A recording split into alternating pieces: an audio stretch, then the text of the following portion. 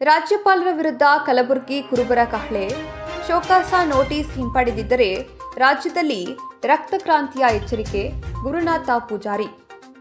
ಕಲಬುರಗಿ ರಾಜ್ಯದ ಮುಖ್ಯಮಂತ್ರಿಗಳಾದ ಸಿದ್ದರಾಮಯ್ಯನವರಿಗೆ ಮೂಡ ಹಗರಣದ ಆರೋಪ ಮಾಡಿರುವ ಆರ್ಟಿಐ ಕಾರ್ಯಕರ್ತ ಅಬ್ರಾಹಂ ಅವರ ಆರೋಪಕ್ಕೆ ರಾಜ್ಯಪಾಲರು ಮುಖ್ಯಮಂತ್ರಿಗಳಿಗೆ ಶೋಕಾಸ ನೋಡಿರುವುದರಿಂದ ಕೆಂಡಾಮಂಡಲರಾದ ಅಹಿಂದ ವರ್ಗದ ಜನರು ಕಲಬುರಗಿ ನಗರದಲ್ಲಿ ಬೃಹತ್ ಪ್ರತಿಭಟನೆಗೆ ಮುಂದಾಗಿವೆ.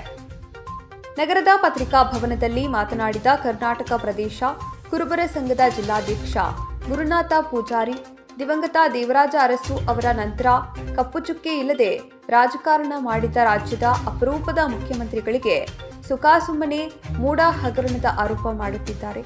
ಅಬ್ರಾಹಂ ಅನ್ನುವ ನಕಲಿ ಮತ್ತು ಬ್ಲಾಕ್ಮೇಲ್ ಆರ್ಟಿಐ ಕಾರ್ಯಕರ್ತನಿಗೆ ಮುಂದೆ ಮಾಡಿ ಬಿಜೆಪಿ ಜೆಡಿಎಸ್ ಪಕ್ಷಗಳು ಕುತಂತ್ರ ರಾಜಕಾರಣ ಮಾಡುತ್ತಿವೆ. ಸೈದ್ಧಾಂತಿಕವಾಗಿ ಸಿದ್ದರಾಮಯ್ಯ ಅವರನ್ನು ಎದುರಿಸಲಾಗದೆ ಕುತಂತ್ರ ಬುದ್ಧಿ ಪ್ರಯೋಗ ಮಾಡುತ್ತಿವೆ. ಇಂತಹ ಕುತಂತ್ರಕ್ಕೆ ಬಗ್ಗದ ಬಡವರ ಪಾಲಿನ ಭಾಗ್ಯವಿದಾತ ಸಿದ್ದರಾಮಯ್ಯನವರ ಬೆನ್ನಿಗೆ ಹಿಂದುಳಿದ ವರ್ಗಗಳು, ಅಹಿಂದ ವರ್ಗದ ಜನರು ಇದ್ದಾರೆ ಎನ್ನುವುದು ಕುತಂತ್ರ ಪಕ್ಷಗಳು ಮರೆಯಬಾರದು. ಅವರ ಕೈಗೊಂಬೆಯಾಗಿ ಇಂದು ರಾಜ್ಯಪಾಲರು ಅವರ ಮಾರ್ಗದರ್ಶನದಂತೆ ಮುಖ್ಯಮಂತ್ರಿಗಳಿಗೆ ನೋಟಿಸ್ ನೀಡಿರುವುದು ಖಂಡನೀಯ. ಬರುವ ಆಗಸ್ಟ್ 5ರಂದು ಕಲಬುರಗಿ ನಗರದ ಸರ್ದಾರ್ ವಲ್ಲಭಭಾಯಿ ಪಟೇಲ್ ವೃತ್ತದಿಂದ ಜಿಲ್ಲಾಧಿಕಾರಿಗಳ ಕಚೇರಿಯವರೆಗೆ ಬೃಹತ್ ಪ್ರತಿಭಟನೆ ಮಾಡಲಾಗುವುದು ಎಂದರು. ಪ್ರತಿಭಟನೆಯಲ್ಲಿ ಸಾವಿರಾರು ಜನರು ಭಾಗಿಯಾಗಲಿದ್ದಾರೆ ಎಂದರು. ನಂತರ ಮಾತನಾಡಿದ ಹಿರಿಯ ಮುಖಂಡ ತಿಪ್ಪಣ್ಣ ಬಳಬಟ್ಟಿ, ಯಾವುದೇ ಕಪ್ಪು ಚುಕ್ಕೆ ಇಲ್ಲದೆ 5 ವರ್ಷ ಅಧಿಕಾರ ಮಾಡಿದ ಮಾನ್ಯ ಮುಖ್ಯಮಂತ್ರಿ ಸಿದ್ದರಾಮಯ್ಯನವರಿಗೆ ಕಳಂಕ ತರುವ ನಿಟ್ಟಿನಲ್ಲಿ ಕೈಲಾಗದ ವಿರೋಧ ಪಕ್ಷಗಳು ಸುಳ್ಳು ಆರೋಪಗಳನ್ನು ಮಾಡುತ್ತಿವೆ. ಬಿಜೆಪಿ ಸರ್ಕಾರದ ಅವಧಿಯಲ್ಲಿ ನೀಡಿದ ನಿವೇಶನದ ವಿಷಯ ಮುಂದಿಟ್ಟುಕೊಂಡು ಆರೋಪ ಮಾಡುತ್ತಿರುವುದು ಸತ್ಯಕ್ಕೆ ದೂರವಾದದ್ದು. ಸೋಮವಾರದಂದು ಜಿಲ್ಲಾಧಿಕಾರಿಗಳ ಕಚೇರಿಯ ಮುಂದೆ ಪ್ರತಿಭಟನೆ ಮಾಡಲು ಕಾಯುತ್ತಿದ್ದು, ರಾಜ್ಯಪಾಲರ ವಿರುದ್ಧ ಹಾಗೂ ಜೆಡಿಎಸ್ ಬಿಜೆಪಿ ಪಕ್ಷದ ವಿರುದ್ಧ ಪ್ರತಿಭಟನೆ ಮಾಡಲಾಗುವುದು ಎಂದರು. ಇದೇ ಸಂದರ್ಭದಲ್ಲಿ ಕಪ್ರಕು ಸಂಘದ ಪ್ರಧಾನ ಕಾರ್ಯದರ್ಶಿ ಸೈಬಣ್ಣ ಪೂಜಾರಿ, ಯುವ ಘಟಕದ ರಾಜ್ಯಾಧ್ಯಕ್ಷ ಭಗವಂತರಾಯಗೌಡ ಪಾಟೀಲ್, ರಾಜ್ಯ ಉಪಾಧ್ಯಕ್ಷ ಈರಣ್ಣ ಜಳಕಿ, ಗುರುದೇವ ಪೂಜಾರಿ, ಗಣಪತಿ ಮಿಣಜಗಿ ಸೇರಿದಂತೆ ಮತ್ತಿತರರು ಉಪಸ್ಥಿತರಿದ್ದರು. ನಿಮಗೆ ಮೊದಲನೇದಾಗಿ ಸಂಘ ಅನ್ನೋದಕ್ಕಿಂತ ಇಡೀ ಸಮಾಜದ ವ್ಯವಸ್ಥೆಯ ಪರವಾಗಿ ನಿಮ್ಗೆ ಅಭಿನಂದನೆಯನ್ನ ಸಲ್ಲಿಸ್ತಾ ಇದ್ದೇನೆ. ಇಡೀ ಸಮಾಜದ ಈಗ ವ್ಯವಸ್ಥೆ ಹಿಂಗಾಗಿದೆ. ಆತ್ಮೀಯ ಸ್ನೇಹಿತರುಗಳೇ, ಏನೇನೋ ನಡೀತಾ ಇದೆ, ಕೆಟ್ಟ ಚಟಗಳು, ಒಳ್ಳೆ ಚಟಗಳು, ಅಂಥವುಗಳನ್ನ ನೀವು ಬಿತ್ತರಿಸೋದ್ರ ಮುಖಾಂತರ ಇವತ್ತು ಸಮಾಜದ ಕಣ್ಣಾಗಿ ನೀವು ಕೆಲಸ ಮಾಡ್ತಾ ಇದ್ರಿ. ನಾವು ಇಲ್ಲಿವರೆಗೆ ಅಲ್ಲೇ ಪತ್ರಕರ್ತರ ಸಂಘಕ್ಕೆ ಹೋಗೋದು ಬರೋದಾಗ್ತಿತ್ತು. ನಾನು 1 ವರ್ಷದಿಂದ ಹೆಚ್ಚು ಕಡಿಮೆ ನೋಡ್ತಾ ಇದ್ದೆ ಧ್ವನಿ ಮಾಧ್ಯಮದವರು ಮತ್ತೆ ಇದು ಅಂತಕ್ಕಂಥದ್ದು. ಇದರ ಉದ್ದೇಶ, ನಾ ಹೇಳ್ತಕ್ಕಂಥ ಉದ್ದೇಶ ಏನಂತಂದ್ರೆ, ಶಾಸಕಾಂಗ, ಕಾರ್ಯಾಂಗ, ನ್ಯಾಯಾಂಗ ಎಷ್ಟು ಮಹತ್ವದಿದೆ, ನಿಮ್ಮ ಅಂಗನೂ ನಮಗೆ ಅಷ್ಟೇ ಮಹತ್ವದಿದೆ ಅಂತಕ್ಕಂಥ ಮಾತನ್ನು ಇವತ್ತಿನ ದಿವಸ ಎದೆ ತಟ್ಟಿ ಹೇಳ್ಬೇಕಾಗ್ತದೆ. ಎಲ್ಲೆಲ್ಲೋ ಹೋಗ್ತೀರಿ, ಎಲ್ಲೋ ಮಳೆ ಬಂತು ಅಂತಂದ್ರೆ ಹಳದ ಹೋಗಿ ಕಿಸೆ ಬೀಳಂತ ಸಿಚುವೇಶನ್ ನೋಡ್ತಾ ಇದ್ದೇವೆ.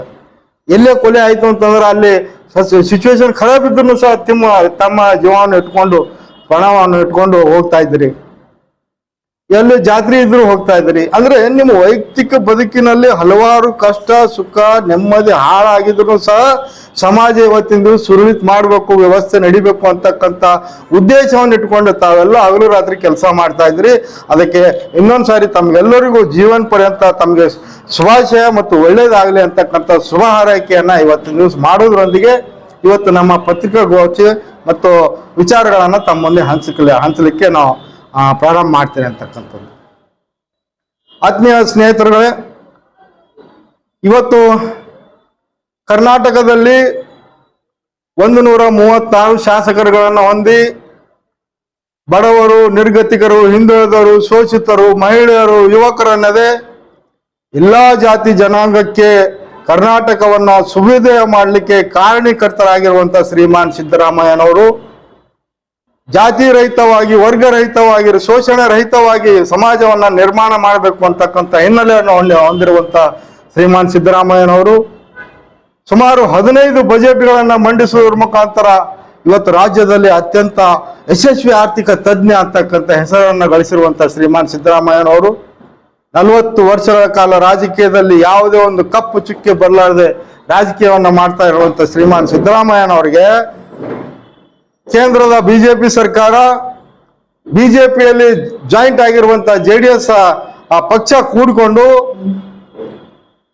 ನ್ಯಾಯಯುತವಾಗಿ ಮಾರ್ಗವನ್ನ ಅನುಸರಿಸಿ ಬಹುಮತದೊಂದಿಗೆ ಸರ್ಕಾರ ಮಾಡದೇ ಇರತಕ್ಕಂತ ಎರಡೂ ಪಕ್ಷಗಳು ಬಹುಮತದೊಂದಿಗೆ ಬಂದಿರುವಂತ ಪಕ್ಷಕ್ಕೆ ವಾಮ ಮಾರ್ಗ ಹಿಡಿದು ಕುತಂತ್ರ ಮಾಡಿ ಸರ್ಕಾರವನ್ನ ಕೆಡವಿ ತಾವು ಅಧಿಕಾರ ಮಾಡಬೇಕು ಅಂತಕ್ಕಂಥ ಒಂದು ವಿಚಾರವನ್ನು ಇಟ್ಟುಕೊಂಡು ಶ್ರೀಮತಿ ಪಾರ್ವತಿ ಅವರ ಒಂದು ಸಣ್ಣ ಏನೋ ಮನವಿ ಮುಖಾಂತರ ಮೂಡಾದವರು ಏನೋ ಅಂತಂದ್ರೆ ಸೈಟ್ ಕೊಟ್ಟಿದ್ದಾರೆ ಅಂತಕ್ಕಂಥ ಒಂದೇ ಒಂದು ಸಣ್ಣ ಕಾರಣವನ್ನು ಇಟ್ಕೊಂಡು ಶ್ರೀಮತಿ ಪಾರ್ವತಿ ಅವರ ನೆವವನ್ನು ಇಟ್ಟುಕೊಂಡು ಕಪ್ಪು ಚುಕ್ಕಿಯನ್ನ ಹೊಂದಿರದಂತ ಮಾನ್ಯ ಸಿದ್ದರಾಮಯ್ಯನವರಿಗೆ ಇವತ್ತಿನ ದಿವಸ ತೇಜೋವಧೆ ಮಾಡ್ಬೇಕಂತಕ್ಕಂಥ ನಿಟ್ಟಿನಲ್ಲಿ ಬಿಜೆಪಿಯ ಚೇಲ ಆಗಿರುವಂತ, ಬಿಜೆಪಿಯ ಬೆಂಬಲಿಗ ಆಗಿರುವಂತ ರಾಜ್ಯಪಾಲರು ಯಾವುದೇ ಆಯೋಗದ ವರದಿ ಬರಲಾರ್ದೇನೆ ಯಾವುದೇ ಒಂದು ವಿಚಾರಗಳನ್ನ ಕೂಲಂಕುಷವಾಗಿ ಅಧ್ಯಯನ ಮಾಡದೆ ಇವತ್ತಿನ ದಿವಸ ಮಾನ್ಯ ಮುಖ್ಯಮಂತ್ರಿಗಳಿಗೆ ಇವತ್ತಿನ ದಿವಸ ನೋಟಿಸ್ ಕೊಟ್ಟಿದ್ದಾರೆ ಅಂತಕ್ಕಂಥದ್ದು. ಆ ನೋಟಿಸ್ಗೆ ಖಂಡನವಾಗಿ ಇವತ್ತಿನ ದಿವಸ ಕಲಬುರಗಿ ಜಿಲ್ಲೆಯಲ್ಲಿ ಎಲ್ಲಾ ಜಾತಿ ಜನಾಂಗಗಳನ್ನು ಕೂಡಿಕೊಂಡು, ಎಲ್ಲಾ ಧರ್ಮಗಳನ್ನು ಕೂಡಿಕೊಂಡು, ಮತ್ತೆ ಎಲ್ಲಾ ಶಾಸಕರು ಈಗಾಗಲೇ ನಾವು ಮಾನ್ಯ ಅಲ್ಲಂಪ್ರಭು ಪಾಟೀಲ್ ಅವರಾಗಲಿ, ಅಜಯ್ ಸಿಂಗ್ ಅವರಿಗಾಗಲಿ, ಇವತ್ತಿನ ದಿವಸ MI ಪಾಟೀಲ್ ಅವರಾಗಲಿ, BR ಪಾಟೀಲ್ ಅವರಾಗಲಿ, ಇವರೆಲ್ಲರ ಬೆಂಬಲ ಸಹಕಾರದೊಂದಿಗೆ ಸಂಘದ ವತಿಯಿಂದ 5/8/2024ನೇ ತಾರೀಕಿನಂದು ನಗರದ ಸರ್ದಾರ್ ವಲ್ಲಭಭಾಯಿ ಪಟೇಲ್ ವೃತ್ತದಿಂದ ಅಲ್ಲಿ ಮಾನವ ಸರಪಳಿಯನ್ನು ಮಾಡಿಕೊಳ್ಳೋದ್ರ ಮುಖಾಂತರ ಆ ಮಾನವ ಸರಪಳಿಯ ಕಂಟಿನ್ಯೂಯೇಷನ್ ಆಗಿ ಬೃಹತ್ ಪ್ರತಿಭಟನೆಯನ್ನ ಜಿಲ್ಲಾಧಿಕಾರಿಗಳ ಕಚೇರಿವರೆಗೆ ಬರ್ತೇವೆ. ಜಿಲ್ಲಾಧಿಕಾರಿಗಳ ಕಚೇರಿ ಒಳಗೆ ಇಲ್ಲಿವರೆಗೆ ಬೃಹತ್ ಪ್ರತಿಭಟನೆ ಆಗಿತ್ತು. ಆದರೆ ಇವತ್ತಿನ ದಿವಸ ಜಿಲ್ಲಾಧಿಕಾರಿಗಳ ಕಚೇರಿಯನ್ನ ಮುತ್ತಿಗೆ ಹಾಕುವುದ್ರ ಮುಖಾಂತರ, ರಾಜ್ಯಪಾಲರ ವಿರುದ್ಧ ಧಿಕ್ಕಾರ ಕೂಗೋದ್ರ ಮುಖಾಂತರ, ರಾಜ್ಯಪಾಲರಿಗೆ ಎಚ್ಚರಿಕೆ ಗಂಟೆ ಕೊಡೋದ್ರ ಮುಖಾಂತರ ರಾಜ್ಯಪಾಲರು ಕೂಡಲೇ ಏನಂತಂದ್ರೆ ನೋಟಿಸ್ ಅನ್ನು ವಾಪಸ್ ತಗೊಳ್ಳೇಬೇಕು ಅಂತಕ್ಕಂಥ ಆಗ್ರಹವನ್ನು ಇಟ್ಕೊಂಡು ನಾವು ಇವತ್ತಿನ ದಿವಸ ಹೋರಾಟಕ್ಕೆ ಇಳಿದಿದ್ದೇವೆ.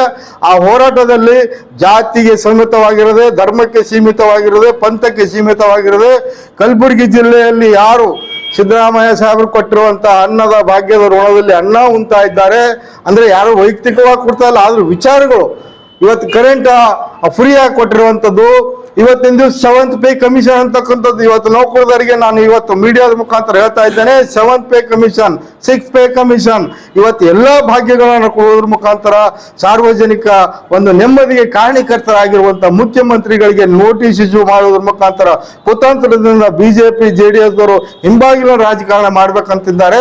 ಅದು ಯಾವುದೇ ಕಾರಣಕ್ಕೂ ಸಾಧ್ಯ ಇಲ್ಲ. ಒಂದ್ ವೇಳೆ ನೀವು ವಾಪಸ್ ತಗೊಳ್ಳಿಲ್ಲ ಅಂತಂದ್ರೆ, ನೋಟಿಸ್ ವಾಪಸ್ ತಗೊಳ್ಳಿಲ್ಲ ಅಂತಂದ್ರೆ, ಸಚಿವ ಸಂಪುಟದ ಮಾತಿಗೆ ನೀವು ಗೌರವ ಕೊಡದೇ ಇದ್ರೆ ಅಂತಂದ್ರೆ, ಇವತ್ತು ಸಾಮಾನ್ಯ ಜನರ ಧ್ವನಿಗೆ ನೀವು ಗೌರವ ಕೊಡದೇ ಇದ್ರೆ, 136 ಶಾಸಕರ ಮಾತಿಗೆ ಗೌರವ ಕೊಡದೇ ಇದ್ರೆ, ಇವತ್ತಿನ ದಿವಸ ಕರ್ನಾಟಕದಲ್ಲಿ ರಕ್ತಪಾತ ಆಗಲಿಕ್ಕೆ ಮಾನ್ಯ ರಾಜ್ಯಪಾಲರಿಗೆ ಕಾರಣರಾಗ್ತಾರೆ ಅಂತಕ್ಕಂಥ ಮಾತನ್ನು ಇವತ್ತಿನ ದಿವಸ ತಮ್ಮ ಮುಖಾಂತರ ಹೇಳ್ತಾ ಇದ್ದೇನೆ. ಇನ್ನೂ ಕಾಲ ಮಿಂಚಿಲ್ಲ. ಯಾರ ಮಾತು ಕೇಳಿದ್ರೆ ಯಡಿಯೂರಪ್ಪರಿಗೆ ಹಾಕ್ಯಾರಲ್ರಿ ಅಂತ.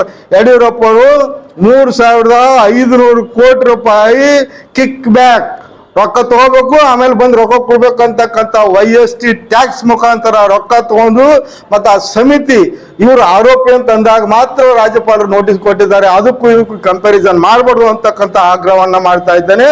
ಈಗ ಒಂದು ಸಣ್ಣ ಎಕ್ಸಾಂಪಲ್ ಹೇಳಬೇಕು ಒಂದೇ ನಿಮಿಷದಲ್ಲಿ. ಇವತ್ತಿನ ದಿವಸ ನನ್ನ ಅಣ್ಣ ಅಥವಾ ನನ್ನ ತಮ್ಮ ಅಥವಾ ನನ್ನ ಮನೆಯವರು ಏನೋ ಕೊಲೆ ಮಾಡಿದ್ರು ಅಥವಾ ಒಂದು ಯಾವುದೋ ತಪ್ಪಿನಲ್ಲಿ ಸಿಕ್ಕರು ಅಂತಂದ್ರೆ ಮೊದಲು ಅವ್ರಿಗೆ ಮಾಡ್ಬೇಕು, ನನಗೆ ಮಾಡ್ಬೇಕು ಅಂತಕ್ಕಂಥ ಪ್ರಶ್ನೆ ನಾನು ಕೇಳ್ತಾ ಇದ್ದೇನೆ. ಅವ್ರಿಗೆ ಯಾರು ತಪ್ಪು ಮಾಡಿಲ್ಲ ತಪ್ಪಂತ ಬಿಂಬಿಸ್ತಾ ಇದ್ದಾರೆ. ತಪ್ಪು ಮಾಡಿದವರಿಗೆ ನೀವು ಕೇಳದೆ ಇವತ್ತಿನ ದಿವಸ ರಾಜ್ಯ ಒಳ್ಳೆ ರೀತಿಯಲ್ಲಿ ನಡ್ಕೊಂಡು ಹೋಗಿರುವಂತ ಶ್ರೀಮತಿ ಪಾರ್ವತಿ ಅವರಿಗೆ ಮೂಡಾದಲ್ಲಿ ಸೈಟ್ ಕೊಟ್ಟಿದ್ದಾರೆ ಅಂತಕ್ಕಂಥ ಒಂದು ಸಣ್ಣ ಉದಾಹರಣೆಯನ್ನು ಇಟ್ಟುಕೊಂಡು ಇವತ್ತು ಭ್ರಷ್ಟ, ಕಳ್ಳ, ಸುಳ್ಳ, ಲಫಾಂಗ ಯಾರು TJ ಅಬ್ರಾಹಂ ಅವನು 25 ಲಕ್ಷ ರೂಪಾಯಿ ವರ್ಷ ನಮ್ಮ ಆಳಂದ BR ಪಾಟೀಲ್ ಅವರು ಸುಪ್ರೀಂ ಕೋರ್ಟ್ ನಲ್ಲಿ 24 ಗಂಟೆಯಲ್ಲಿ ನೀನು ರೊಕ್ಕ ಕಟ್ಟಲಿಲ್ಲ ನೀನು ಜೈಲ್ ಪಾಳ ಆತಿ ಅಂತಕ್ಕಂಥ ಸುಪ್ರೀಂ ಕೋರ್ಟ್ ಆದೇಶದ ಮೂಲಕ ಬಂದಿರುವಂತ ಒಬ್ಬ ಲಪುಟ RTI ಕಾರ್ಯಕರ್ತ, ಸುಳ್ಳು RTI ಕಾರ್ಯಕರ್ತನ ಮಾತು ಕೇಳಕಿಸರ ಇವತ್ತು ಅಪ್ಲಿಕೇಶನ್ ಕೊಟ್ರೆ ನಾಳೆನೇ ನೋಟಿಸ್ ಇಶ್ಯೂ ಮಾಡ್ತೀರಂತಂದ್ರೆ ಏನ್ TJ ಅಬ್ರಾಹಂ ಚಪರಾಸಿ ಏನ್ರಿ ನೀವು ರಾಜ್ಯಪಾಲರ? ಏನು ಮೋದಿ ಸರ್ಕಾರದ ಚಪರಾಸಿ ಕೆಲಸ ಮಾಡ್ತಾ ಇದ್ದೀರಾ? ಅದಕ್ಕೆ ಇಂಥದ್ದು ಮಾಡ್ಬೇಕು, ತಪ್ಪು ತಪ್ಪು ಮಾಡಿದ್ರಲ್ಲ ನೀವು ಅರೆಸ್ಟ್ ಮಾಡ್ರಿ, ನಮ್ದೇನು ಅಭ್ಯಂತರ ಇಲ್ಲ. ವಿತೌಟ್ ತಪ್ಪು ನೀವು ಅವತ್ತಿನ ದಿವಸ ನೋಟಿಸ್ ಕೊಡ್ತಾ ಇದ್ರೆ ಅದು ಕಾನೂನು ಬಾಹಿರವಾಗಿದೆ. ಅದನ್ನ ಖಂಡಿಸಲಿಕ್ಕೆ ಏನಂತ ನಾವು ಕಲಬುರಗಿಯಲ್ಲಿ ಬೃಹತ್ ಪ್ರತಿಭಟನೆಯನ್ನು ಮಾಡ್ತಾ ಇದ್ದೇವೆ. ಅದಕ್ಕೆ ದಯವಿಟ್ಟು